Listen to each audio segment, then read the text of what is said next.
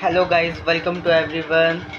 आज आपको पता चल रहा होगा कि आपका पूरा समर वेकेशन निकल चुका है और अब सिर्फ एक हफ़्ता बचा है समर वेकेशन ख़त्म होने में।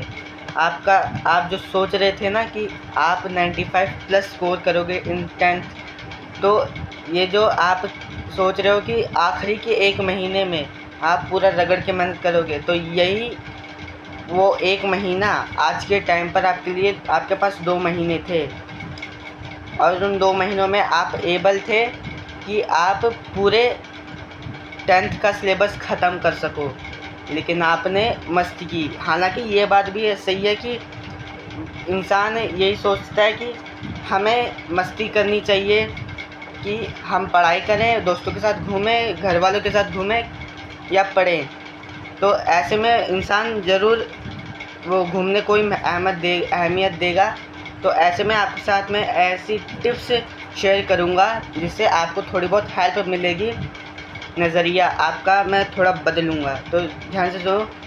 सबसे पहले 7 दिन बचे आपके ख़त्म होने में, तो जितने भी आपके बैकलॉग्स हैं, पिछला छूटा हुआ जितना भी काम है वो सब क्लियर कर लो, ठीक है। उसके बाद आपको 7 डेज़ का टाइम टेबल बनाना है। अब बोलोगे भाई टाइम टेबल तो हम बहुत बना चुके हैं, नहीं होता फॉलो। भाई 7 दिन के लिए तो फॉलो होता है, 7 दिन के लिए तो कोई भी मोटिवेशन हो जाती है।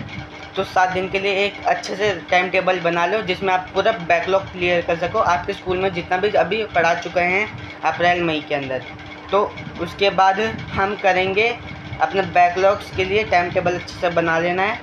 तो उसके बाद जब अब जुलाई हमारा स्टार्ट होने वाला है, तो हम जुलाई के लिए अच्छे से प्रिपेयर्ड हो जाएंगे। नए सिरे से हम अपना नया सिलेबस कंटिन्यू करने के लिए हम तैयार हो जाएंगे। तो ऐसे में हमें क्या करना होगा, हमें 21 डेज़ का एक चैलेंज लेना पड़ेगा कि हमें जो स्कूल में पढ़ाया जा रहा है हम घर में आके खुद से पढ़ेंगे। आप बोलोगे कि नहीं हो पाएगा, नहीं हो पाएगा। आपको ज़्यादा घंटे नहीं पढ़ने। आप अगर रोज़ का 1 घंटा भी दे रहे हो ना, तो फिर वो भी आपके लिए 21 दिन के लिए 21 घंटे बन जाएंगे। It is more better than 3, 4, 5 hours daily routine in a day. अगर आप 1 घंटे भी दे रहे हो तब भी आप अच्छे से स्कोर कर सकते हो। और आपको एक गोल सेट करना है। क्या गोल सेट करना है वो मैं बता रहा हूँ। आपको एक पेपर पे लिख देना है क्लास 10th कंट्री टॉपर, आपका जो भी सेशन, जैसे ये सेशन 2025-26 और आपका नाम। तो ऐसे में आपको ये गोल एकदम चिपका देना है दीवार के ऊपर, कहीं पे भी आप जहाँ पर लाइव इंटरेक्ट करते हो, देखते हो सब कुछ, तो उधर चिपका देना है आपको। उसके बाद आपको ना अच्छे से पढ़ लेना है जितना भी आपका बैकलॉग क्लियर है। बैकलॉग क्लियर हो जाएगा ना, तो आपका जब आपके टेस्ट होंगे, मिड टर्म्स होंगे, हाफ ईयरलीज होंगे, तो फिर उस वक्त आपके सिर पे तलवार नहीं लटक रही होगी। आपका सब कुछ हो चुका होगा, आपको बस रिवाइज करना होगा, ठीक है। उसके बाद हमें ये क्लास 10th पढ़नी नहीं, हमें क्लास 10 साथ में जीनी भी। जहाँ पर हमें जीने का मौका मिलेगा, मेमोरीज क्रिएट करने का मौका मिलेगा, उधर हम ज़रूर करेंगे। ये बात ध्यान रखना है आपको। क्योंकि ये जो मैं आपको चाहता हूँ कि आप अच्छे स्टूडेंट नहीं, अच्छे इंसान बनो।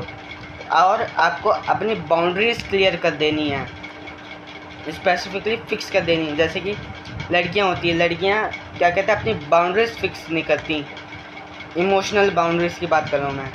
तो वो सबको अपने घेरे में, सबको अपना मानने लगती हैं कि सब लोग अच्छे हैं। सब लोग अच्छे नहीं होते, ठीक है, सब लोग अच्छे नहीं होते।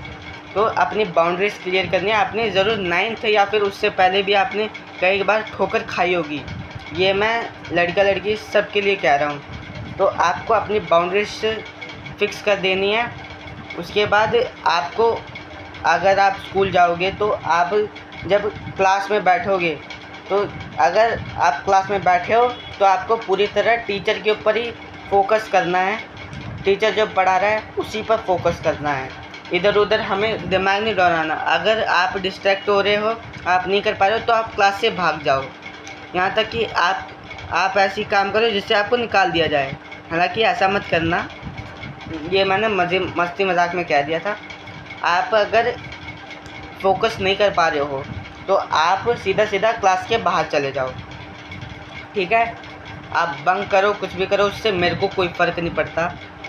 आप क्या करो, अपनी मेमोरीज़ क्रिएट करो, क्योंकि जब आप स्कूल से निकल जाओगे ना तो आपको वो मेमोरीज़ याद आएंगी जो आपने आपके फ्रेंड्स के साथ बनाई, ना कि ये ध्यान आएगी कि मैं तो प्री बोर्ड में या हाफ ईयरली में फ़ेल हो गया था या फिर मैंने टॉप मार लिया था।